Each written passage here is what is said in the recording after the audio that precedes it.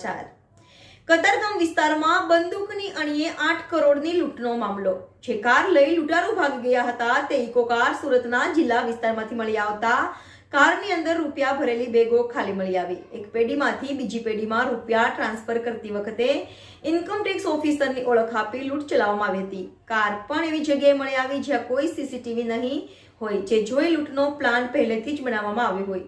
લૂંટારૂ ભોગ બનનારને વેડવરિયાઓ બ્રિજ પાસે ઉતારી ફરાર થયા હતા. રિપોર્ટર નૈતિક રેશમવાળા, NN ન્યૂઝ, સુરત.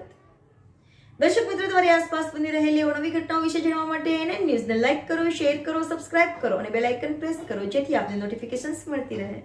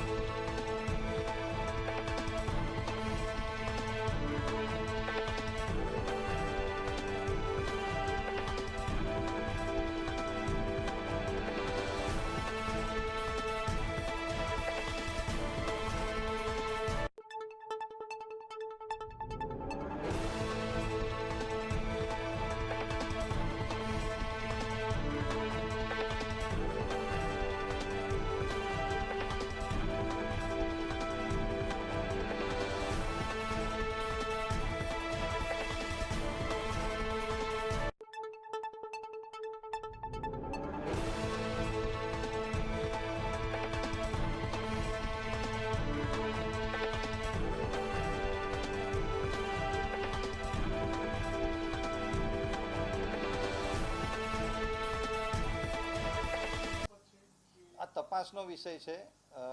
જે ઇન્ટ્રોગેશન પ્રાથમિક ઇન્ટ્રોગેશન થયું છે એમાં એમના જણાવ્યા પ્રમાણે જે આ માણસ છે એમને અધિકારી ઇન્કમટેક્સ અધિકારીની ઓળખ આપી હતી, એટલા માટે એમને ગાડીમાં બેસવા દીધા એવું આ લોકોનું કહેવું છે. પરંતુ આ તપાસનો વિષય છે. તમામ પાસાઓની ઝીણવટપૂર્વક DCB અને ઝોન 3ની ટીમ તપાસ કરી રહી છે. આશા છે કે ટૂંક સમયમાં આ ગુનાનો ભેદ પણ સુરત પોલીસ ઉકેલી લેશે. તમામની પૂછપરછ ઝીણામાં ઝીણા તમામ પાસાની અને દિવસ દરમિયાન એ લોકોની મુવમેન્ટ હતી, શું બનાવ બનેલો છે, તમામ પાસાની તમામ અધિકારીઓ દ્વારા ઝીણવટપૂર્વક તપાસ ચાલી રહી છે. 8 કરોડની વાત પોલીસ પાસે હજી આવેલી નથી. આ કદાચ મીડિયાની અંદર ચાલેલી વસ્તુ હોઈ શકે, પરંતુ એ અનુસંધાને પણ તપાસ કરવામાં આવશે. અત્યારે જે ફરિયાદી દ્વારા આપવામાં આવી છે એ પ્રમાણે જ પોલીસે ફરિયાદ નોંધેલી છે અને ફરિયાદ જે છે એ સામે છે, રૂબરૂમાં લીધેલી ફરિયાદ છે.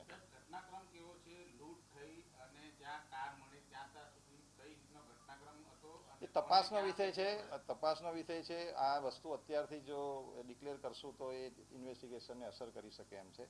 એટલે અલગ અલગ ટીમો દ્વારા ઊંડાણપૂર્વક તપાસ ચાલુ છે.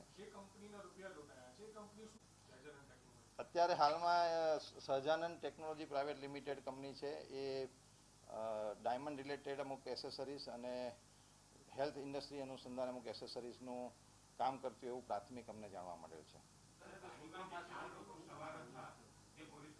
પાડન સૂત્રો પાસેથી માહિતી મળી રહી છે કે આ જે રૂપિયા હતા 8 કરોડ એ ક્રિપ્ટોકરન્સીના લેદેના હતા અને પછી 1 કરોડ રૂપિયા થઈ ગયા. આ બાબતે કોઈ તપાસ?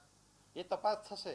એ તપાસનો વિષય છે. અત્યારે સુરત પોલીસની પ્રાથમિકતા એ છે કે જે એક્યુઝ છે એને જબ્બે કરવા અને તાત્કાલિક પોલીસને હિરાસતમાં લેવા. એટલે સૌપ્રથમ એ પૈસાની રિકવરી કરવી એ પોલીસની પ્રથમ પ્રાથમિકતા છે. પછી આ પૈસાનું શું છે એ આગળનો તપાસનો વિષય છે.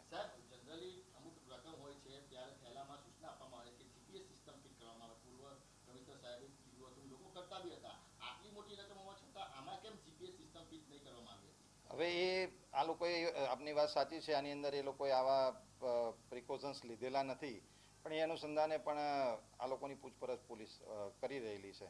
સર, ઘટના સ્થળ પરથી તમે 1 કરોડની વાત કરો છો, પણ 5 બેગો મળી આવી છે અને બેગ બિનવારસી મોટા થેલા મળી આવ્યા છે. તો એ 8 કરોડ ને 1 કરોડમાં આ તપાસનો વિષય છે. ઇન્વેસ્ટિગેશન ચાલુ છે, તો તપાસમાં જે બી વસ્તુ આવશે ઓન પેપર આવવાની જ છે. ફરિયાદીએ જે પ્રમાણે ફરિયાદ આપી છે, પોલીસે એ પ્રમાણે સદસ્ય ફરિયાદ લીધેલી છે અને પોલીસનું કામ છે. પછી બાકીનું 1 કરોડ હતા કે 8 કરોડ હતા એ તપાસનો વિષય છે. તપાસમાં આવશે, બધી વસ્તુ ઊંડાણપૂર્વક તપાસ થશે. શું કારણ હોઈ શકે સર? 8 કરોડના 1 કરોડ થઈ ગયા એ તો અત્યારે અમે ના કહી શકીએ. એ તપાસનો વિષય છે. તપાસમાં આવશે એટલે આપને જાણ કરવામાં આવશે. Thank you.